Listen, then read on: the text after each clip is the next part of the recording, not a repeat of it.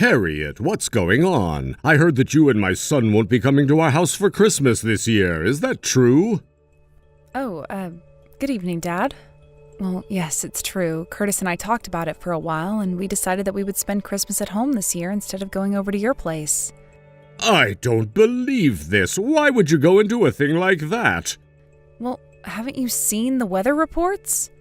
We're supposed to get a once-in-a-decade blizzard on Christmas Eve. A lot of the stores around here are already announcing that they're not going to be open for either the 24th or the 25th out of fear for their employees' safety. It's pretty serious. We just feel like we'd rather not take the risk and go visit you guys on another day instead. I cannot believe what I'm hearing. You think you're worthy of marrying into our family with an attitude like that?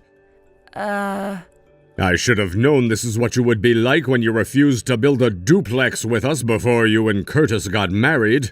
Not only that, you had the nerve to continue working after your wedding when you should have quit in order to take care of my son's home for him and give me grandchildren. I am so disappointed in you as a daughter-in-law, Harriet. I don't know what that fool son of mine saw in you. Now you're telling me that you're not going to come to my house on Christmas because of a little bit of snow? It's not like you've never seen the stuff before. Dad?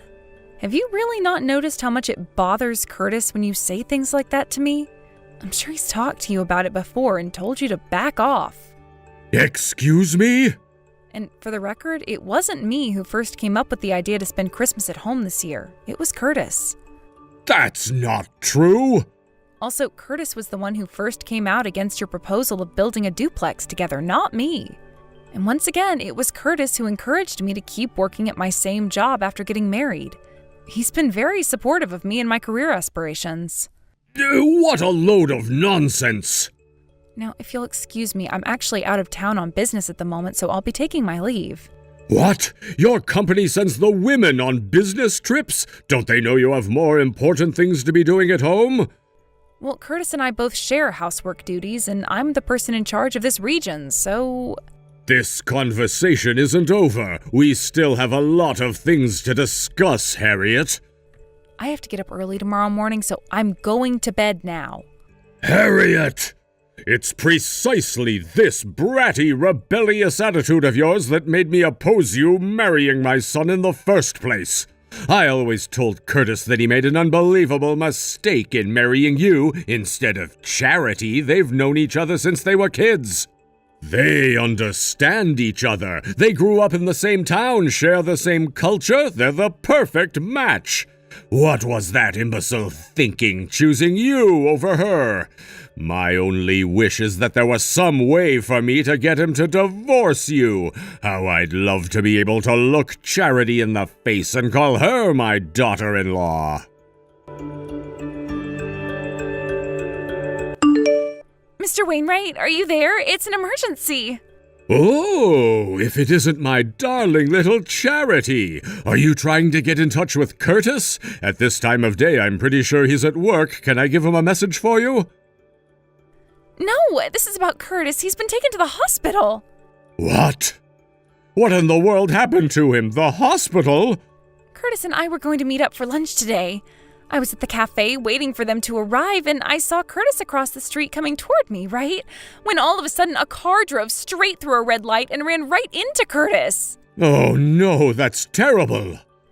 It looks like more than one person was injured in the crash because 2 ambulances arrived on the scene a short while later. I was on the scene, so I volunteered to go to the hospital together in the ambulance Curtis was loaded into. What hospital were you taken to, Charity? It's Western General Hospital, the one on North Franklin Drive. Please, Mr. Wainwright, hurry over here as fast as you can. Got it. I'll tell my wife we'll be there soon.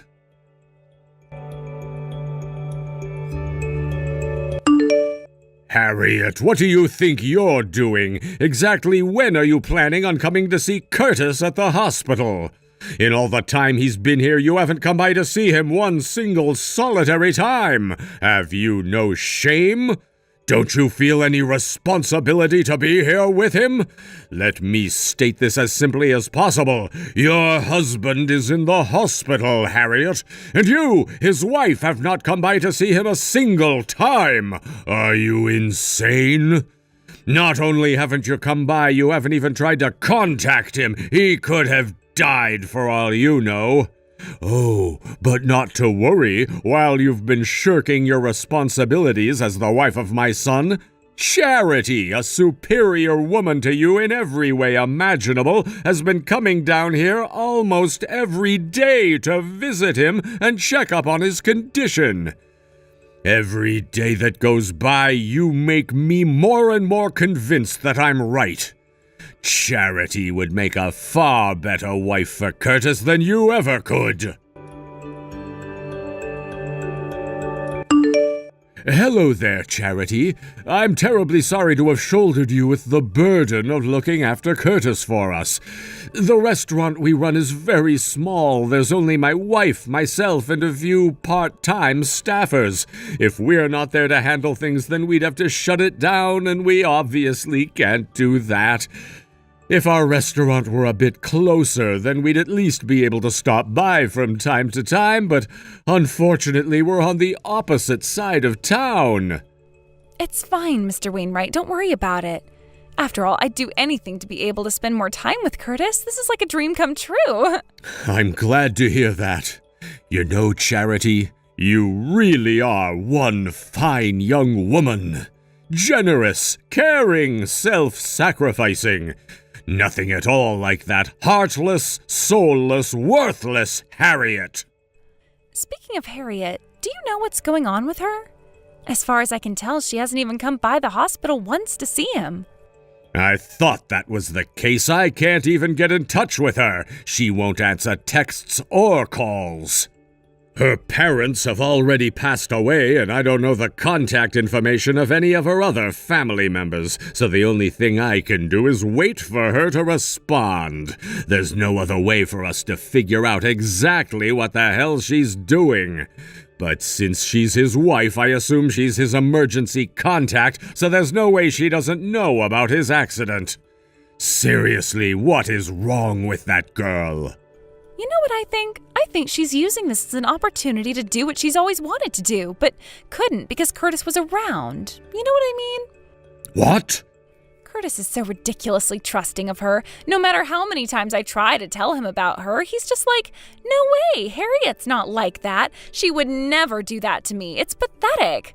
I mean, think about it. Not only has Harriet not been over here, but she hasn't even gone back to their house yet all this time.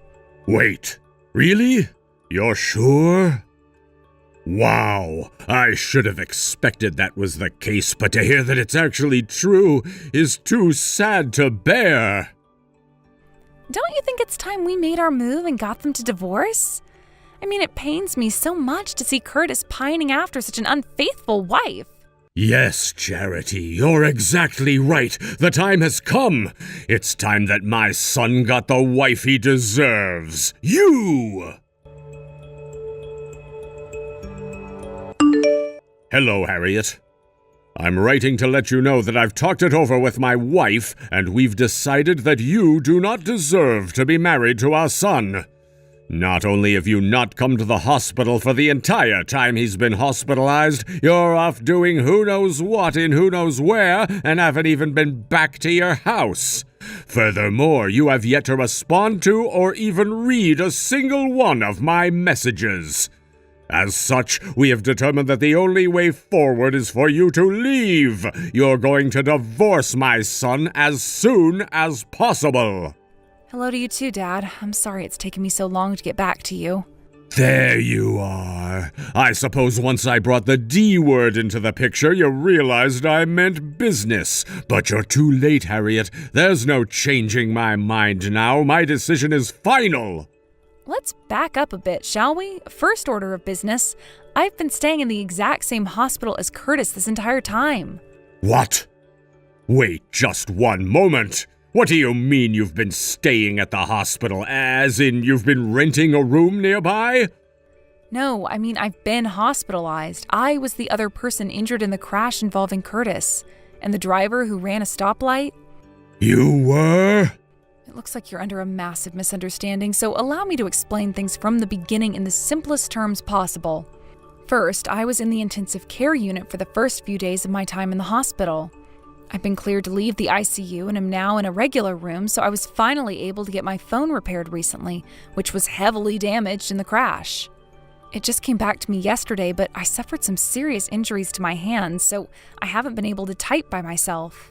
The messages that are being sent to you right now are being written by a friend of mine who came to see me today, as that's the only way I would be able to reply to you. But that doesn't make any sense. If you've been here this whole time, why hasn't Curtis said anything about it? He's had ample opportunity. Yes, well, there's a very, very good reason for that.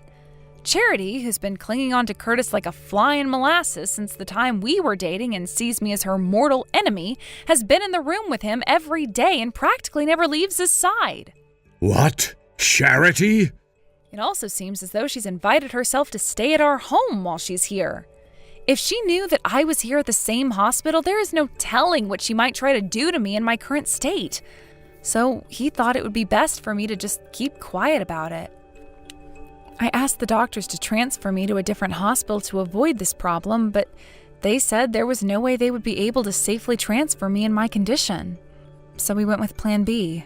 I asked the doctors to instead transfer me to a private room within the hospital and leave a standing order to refuse visitors without express permission from me. That's...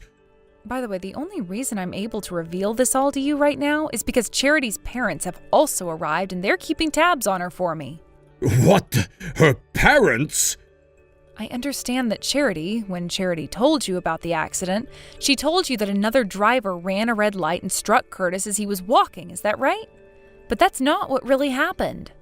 No, the truth is that while Curtis was waiting for the pedestrian stoplight to turn green, he was pushed from behind into the road, and that's when he was hit by that car.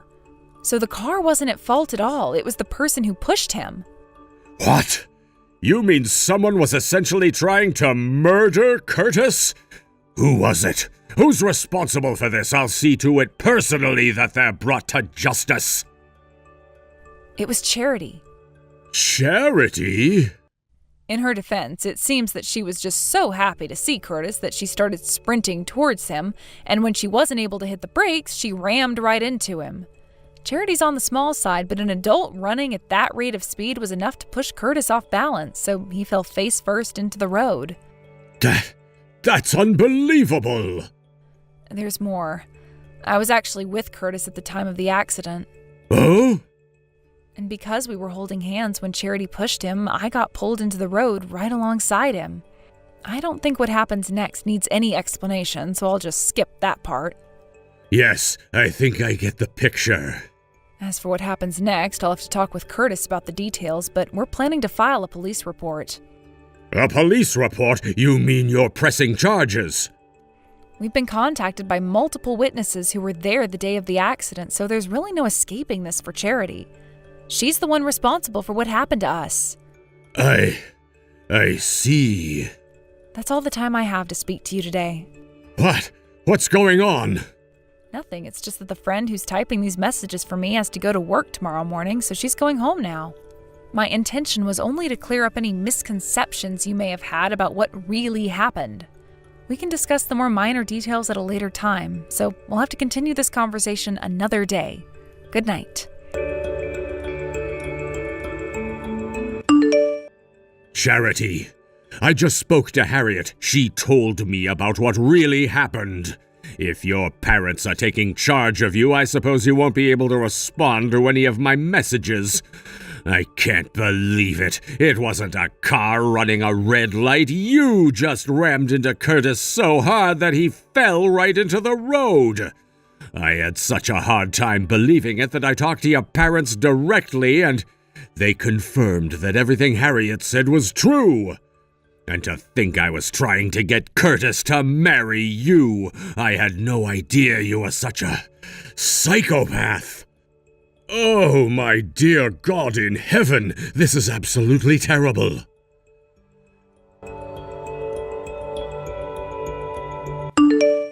Harriet, what's the meaning of this? Curtis said he's going to legally change his last name to yours? He even sent us a letter declaring that he no longer wants to have anything to do with us. He's disowning us as his parents. Please, Harriet, I'm begging you, you've got to talk to him. Do something about this. Talk some sense into him.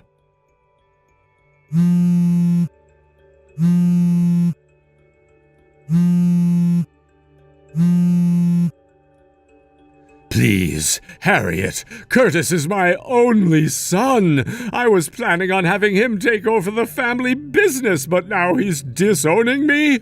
What am I going to do? Look, I'll accept your marriage to my son. I'll accept you as my daughter-in-law. I'll accept you as part of the family. I'll even allow you to keep working, and you can go out of town on business as much as you'd like.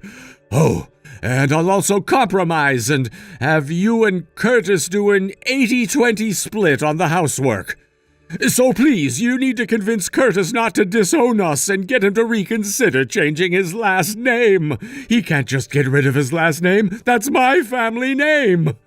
When she read the letter, my wife was so shocked that she fell down and threw out her back.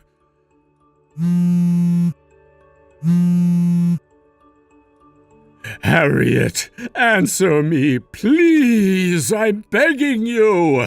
Give my son back to me, Harriet.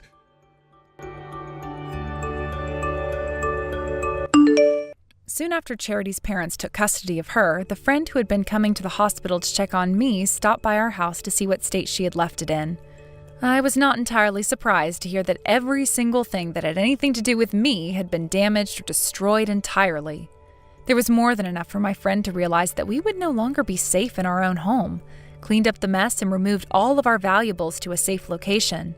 Additionally, she's also arranging for an apartment to live in temporarily until we can find a new house. Now, since Charity obviously has no money of her own, her parents ended up footing the bill for all the money she owed us to repair the damage she caused, as well as moving expenses. As I told my father-in-law, we also submitted a police report and are pressing charges against her for breaking and entering, property damage, assault, and a litany of other crimes. We won't be settling out of court with her under any circumstances. We're seeing to it that she's put away for a very, very long time. A few months after that, Curtis and I were finally released from the hospital.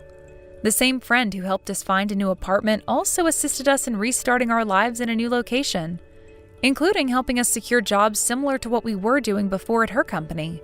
Faced with the unmoving determination of his son to abandon the family business, his father made the heartbreaking decision to simply close down the restaurant that he had worked all his life to build into a successful venture. As for us, however, we finally found peace in our new lives away from all the deeply troubled people in our past. Thank you for watching. Please subscribe and hit the like button. See you next time.